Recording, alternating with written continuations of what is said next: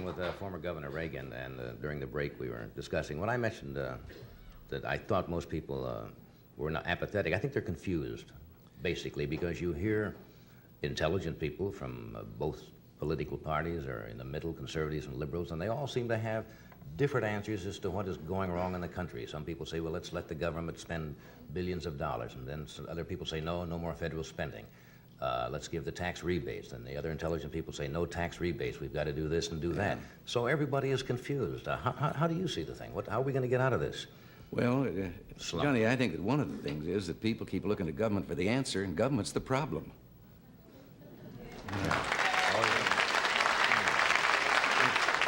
A moment ago, you asked, about people and feeling not only confused, but low and down in America. First of all, the American people, if they would just take a little inventory and look around, you triple our troubles, and we're better off than any other people on earth. And we've asked so much of government, and we've gotten in the habit over the last 40 years of thinking that government has the answers. There's very little that government can do as efficiently and as economically as the people can do themselves. And if government would shut the doors and sneak away for about 3 weeks, we'd never miss them. Now, If the people want to be Anybody you had in mind particularly? No, I said this while I was in government. Okay. Our biggest problem is that we have built a permanent structure of government, federal, state, and local. The permanent employees, and they've come to the place that they actually determine policy in this country more than does the Congress of the United States. Mm-hmm. There are 14.5 million public employees in the United States. That's quite a voting bloc. And the bureaus and agencies, not in Washington, I heard you talking earlier about some of the research programs. Mm-hmm. Well, there was a senator the other day, and he took up some pages of the congressional record. He was doing the same thing you were, listing all these crazy research programs and how much they were costing, and wound up his speech by introducing his own. He wants a study and a research of transcendental meditation. So, there's a state senator in Michigan, and he just found out the other day they got a $93,000 study on whether chitlins are bad for you. And he said that as a fourth-generation chitlin eater, he figured that he could tell you how for 93 cents you could find out the answer to that. We laugh at those things, but they do happen, I guess. Listen, you had some beauties and there's some others. What would you say if I told you about a study in which this was called the demography of happiness? And in this study, the government found out that young people are happier than old people. And they found out that people that earn more are happier than people that earn less. And they found out that well people are happier than sick people. That's good. Well, this was $249,000 to find out it's better to be rich, young, and healthy than old, poor, and sick.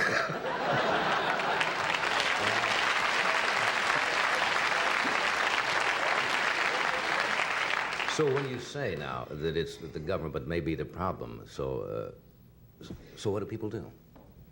They have to look to somebody, and you say if they look for themselves, that's it may be good advice. But how about somebody who's on a Social Security pension or a pension they're trying to live on $150 a month? They have to look to somebody, I guess. Yeah. They're saying, hey, we can't make it. We can't afford to go to a doctor. 62% of the people can't stay home in an election and cure things, as we did in the last election. I just read this week heard this week on the radio. They dropped 300,000 voters from the Los Angeles roll because they didn't take the time to go to the polls in the last election. 300,000 people. It was the lowest percentage in history. Only 38% of the people voted in the national election. And this means that people aren't paying any attention to what... Well, here, a poll was taken recently that found out that only 46% of the people in the poll could name their United States congressman. But what was worse, 86% of those who could name him couldn't tell you a single thing that he represented or stood for. They just knew that he represented the state. But he was a congressman, but what's he doing while he's up there? And the same is true at the local levels of government and all the rest. But so you're saying people really have to take an active interest, and you have to have citizen action groups locally and let them know. See, the special interest groups. Now, the special interest groups aren't, as everyone thought, big, powerful business interests or something that are going to persuade government to do things. As a matter of fact, I don't know anyone with less influence today in government than business. They're just a convenient whipping boy. But it's the groups that have got a particular axe to grind. You can't have a power plant because it might interfere with the seagulls. Now, I think I'm an environmentalist, and I do not agree with those people way over on the edge who pave the whole country over in the name of progress. But also, I don't like those on the other extreme that won't let you build a house unless it looks like a bird's nest. Someplace in the middle, we got to allow people our ecology, too. Right. Well, this kind of group, and they want their particular program. Hundreds of dollars have been added to the cost of an automobile, putting gadgets on it to clear up the air. We're the only country in the world that set out to do it that way. The automobile industry, over and over again, told government if they give them more time, the answer lay in making the motor more efficient and making it burn the fuel better. And when they were given the limited time, there was only one thing they could turn to. That was the add-ons that you had to go. And the verdict is really kind of still out on those, whether they're going to add more sulfuric acid to the air or not. Yeah. What do you think's going to happen? Now, you've been asked this question. I'm sure you knew that I might possibly bring it up tonight. There's an election coming up. You're out of politics now, but you're speaking, and as I say, you're going around the country. Do you envision a possibility, say in '76, if the convention, say, was deadlocked? I'm giving you all the theories and so forth, and the conservatives took over possibly and got control of the electoral process, and they couldn't quite make a decision, and they came to you and said, Governor Reagan, we can't decide between Mr. Ford and Mr. Rockefeller. We're divided. Would you like to go to the White House? You remember that answer I gave you about the CIA? Yeah. Oh, come on. No, I won't buy that. I'm not going to buy that. No, I can understand the CIA now, but no, I thought that was delicately phrased. Yes, verbose but delicate. Yeah, verbose but delicate. No, I think it's an unanswerable question. I don't think anyone, in view of the things that have gone on the last few years, knows what's going to happen in the next 2 years down the road. I think that everyone should hope and pray that people are there will do the job so well that there won't be any question about it. Because if they do, then everything's all right with the rest of us. You think they're doing their job well? Well, I agree with some things and disagree with others. When they give me a choice between a $53 billion deficit in the budget and an $80 billion deficit, when budget deficits are what's causing inflation, I don't see that there's any room to be on either side of that argument. Yeah, I think the answer to curing inflation is a balanced budget. Now, how do you do that? I mean, how do you balance the budget? Well, balancing the budget is like protecting your You don't spend more than you take in, right? Yeah, it's like protecting your virtue. You have to learn to say no.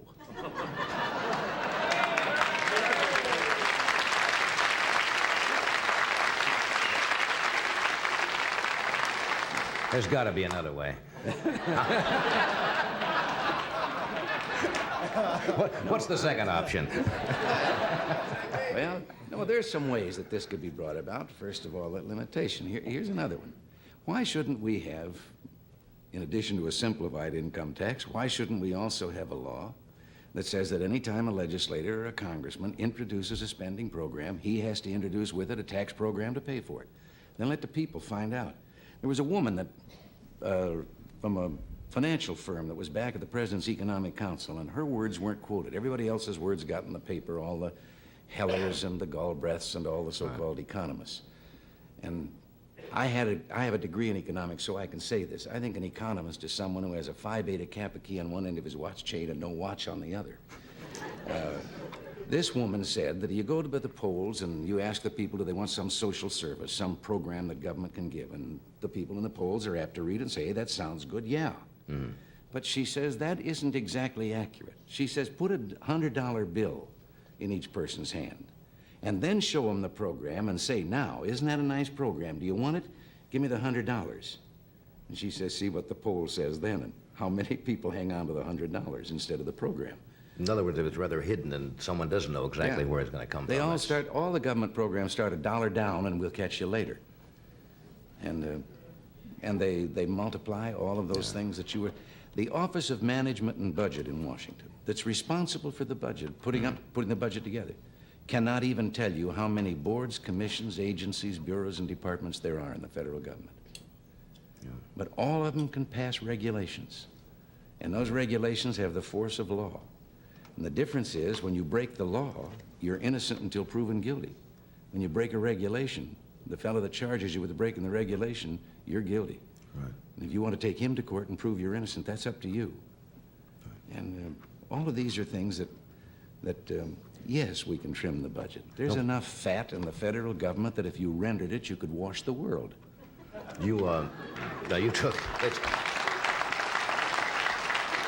They took a poll of the American people the past week, and I think 78% or something, around 75% were opposed to more military aid to Vietnam and Cambodia and Southeast Asia in general.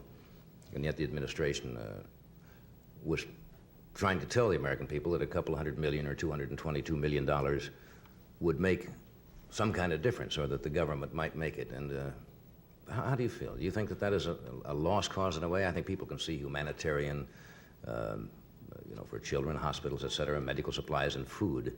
But it seems that the public has just almost had it up with military involvement, where we feel we are not directly threatened. Well, we are fed up. We're war-weary after a long and badly fought war. On the other hand, and this is one where I'll probably lose a lot of people because it isn't popular or political to say this today.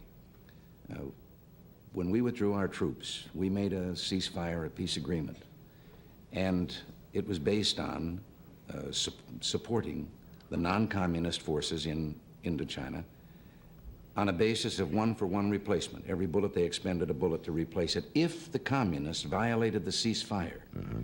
The communists have violated the ceasefire 72,000 times since it was instituted and we brought our men home. And I think for the United States to break its word, we're in that agreement. We pledged something, and the Congress is now saying that the United States reserves the right to just break its word and not, what are their allies ever going to trust us? And there's no question that backed by Red China and the Soviet Union, the communist forces in Vietnam and Cambodia are on their way to take those over. They do, of course, Laos just automatically falls. Mm-hmm. Then they're on the edge of Indonesia, 140 million people, which comes within 14 miles at its nearest point of the Philippines. The domino theory is in existence. Is that still a viable theory, do you think? And yes, it is. And I could see the United States one day being very, very lonely. Now, it's a very funny thing that the same forces that want to cut our defense spending are the same ones that want to increase all these social services and this social tinkering and experimenting that hasn't worked. And every time it doesn't work, they just impose a more expensive program on top of it. I think the American people, if they really look at all the facts, yes, we want fiscal responsibility. But I think we also want a country that is strong enough at all times that we can say to any adventurous guys over there on the other side of the water, you better look twice, brother, before you start getting rough. That we can take care of ourselves.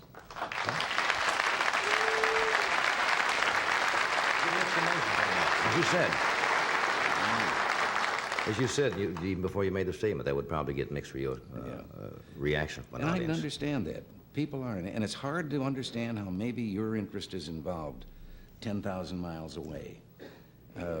But Russia seems concerned that their interests extend all the way to Cuba and to South America, to Chile and to other countries of that kind. And they're the ones that have said they're going to impose their way of life on the rest of the world. We haven't said we want to do it to the rest of the world, our way. Let me ask you one more question before you go. Let us assume that there's a third party, that neither party seems to go. Yeah. You like this approach already, huh? And they're thrown into disarray, as they say, and a third party is formed. Would you think that'll ever happen in this country, where a third party will be a major type of alternate to what we have? Well, I'd still prefer to see a revitalization of the two major parties we have, because the two-party system has served us very well. Third parties have a notorious way of not being successful. Now, the Republican Party, some people say, well, that was a third party 100 years ago when it started. It actually wasn't. It was a second party.